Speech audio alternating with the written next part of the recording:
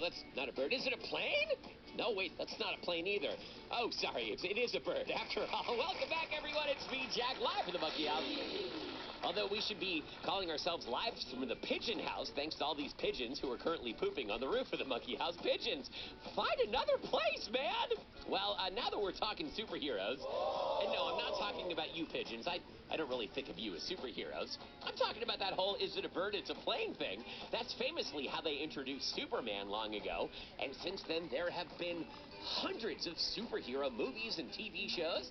I mean, the Marvel Cinematic Universe alone, I mean, they've got like 40, 50 movies now. So I want to know, what about creating an entire new superhero? That's right, the sky's the limit, or the ground. It really just depends on what your superhero does exactly. Speaking of which, let's meet our next superhero brainstormer. Now, say hello, you monkey nods, to Adelaide.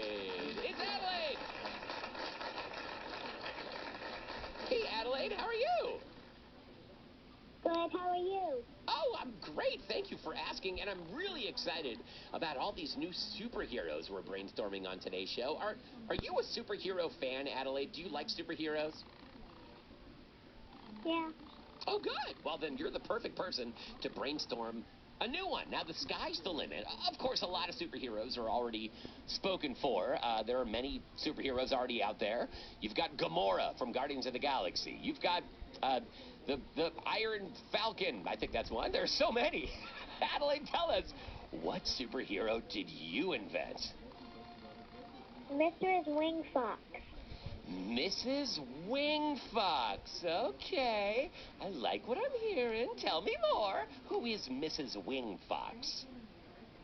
So, she's a fox, and she has wings, and her left paw makes something like covered in glitter, and then her right paw makes things turn into chocolate. Oh, wow, so she has the powers of transfiguration. I just learned about that in rereading Harry Potter with with my daughter Bea last night. So Mrs. Wingfox, she can fly in. She's a flying fox. And if she touches something with her left paw, it makes it glittery. And if you touch it with her right paw, it makes it chocolatey. Do I understand correctly? Yes. Okay, wait, so... And her wings are mostly for just show. She goes around in this, like, it can turn into a car, but it's a plane, and it's, covered in, like, light pink and light purple glitter. Oh, wow. Okay, so she rides around in a transformer. This thing starts like a plane, turns into a car. It's really beautiful. And then she hops out. She shows up at your door. When she knocks on your door, if she knocks with her left paw, will your door turn glittery? Yeah, but you can easily wash it off. It just takes a few months. Okay. Oh, a few months? I mean, that's a while. So she's got sort of like a gentle Midas touch. There's that, that old story about King Midas where everything he touched would turn to gold. Mrs. Wingfox has the same problem. Like when she touches something with her left paw, no matter what she touches, it ends up being glittery. What if she, like, gives you a handshake? Does that mean your hand turns chocolatey or glittery? Well, like, the floor and people or other foxes don't really turn glittery. Okay. It's mostly just like... Okay, that's smart. No, that's good, because you got to know the limitations. Okay, so when Mrs. Wingfox walks around, the ground stays normal, and when she, like, gives another fox, like maybe her fox family hugs at the end of the day, like all the winged fox kids come home from school, and she's like, how was your day? Wait, by the way, does she speak, like, a human language, or does she speak foxish, Adelaide?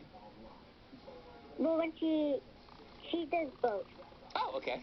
So when she's talking to her kids when they come home from school, does she talk to them in fox? Well, they understand both languages, but... Oh, that's nice. Oh, so they're multilingual. I like the idea that in the movie, whenever the foxes are together, we'll need subtitles on the screen, because they'll just be speaking to each other in fox language. And then when Mrs. Wingfox is out in the world, then she speaks, like a human being in any number of languages. What do foxes sound like, by the way, Adelaide? Do you know? Oh, wow, you speak Foxish. Well, here, let me try to approximate it. Should you and I have a Fox-type conversation, just so if anyone's listening from the Marvel Cinematic Universe, they can get a feel for what that scene would be like when Mrs. Wing Fox is talking to her kids in Fox language? Should we do a little scene here, Adelaide? Yeah. Okay, so in this scene, you be Mrs. Wing Fox. You're coming home after a long day of crime fighting, chocolating, and glittering. And I'll be like your little kid who's just come home from a long day at school. And you go first. Are you ready? Here we go. Action.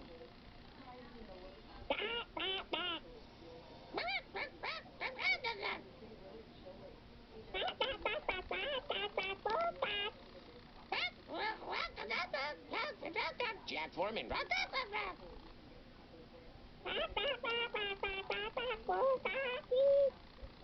And scene. Audience, I think that's a proven concept right there. Give it up for Adelaide in Northern Carolina. Wow.